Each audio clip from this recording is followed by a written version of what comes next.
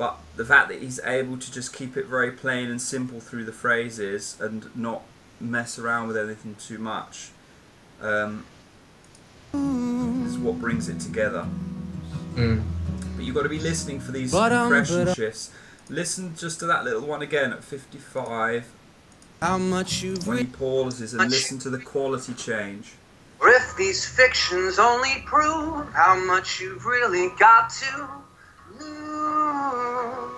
It's a little bit lighter just there as he hits it. Fictions only prove how much you've really got to lose.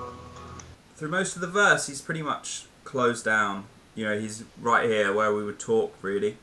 Just on that lose, the chords, the chords close a little bit less, just momentarily.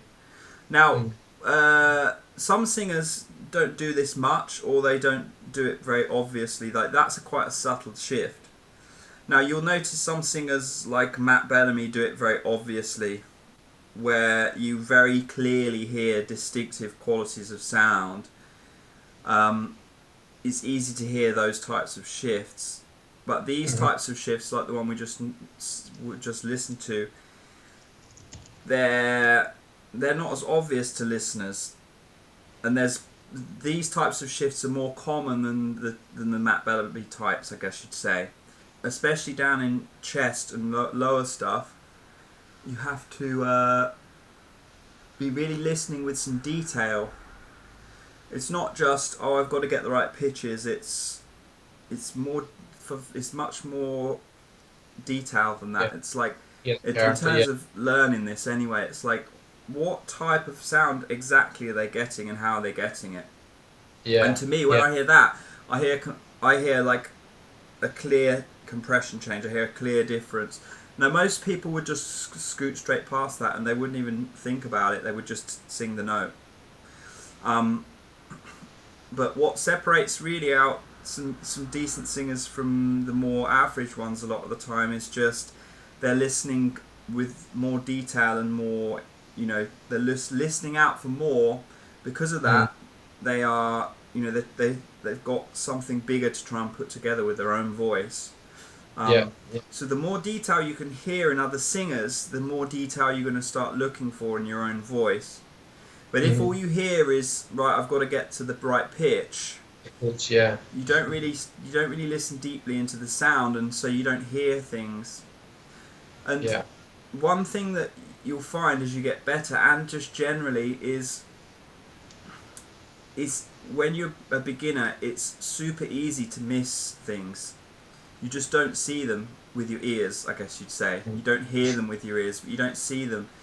As you get better and you start to understand it more, you'll actually start to hear different things in singers. You'll hear more detail in the sound. You'll hear, he's kind of hitting that just a little bit differently than the last little bit of the phrase.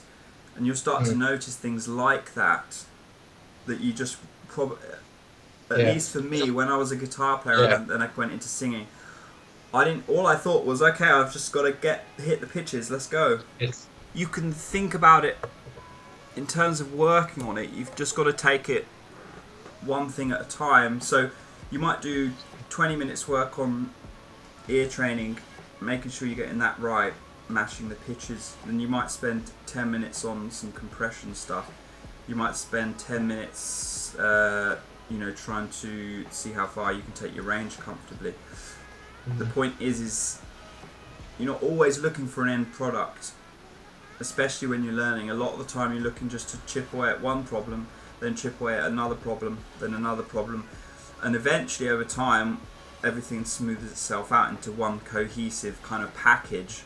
But you don't just mold that package just out of nothing.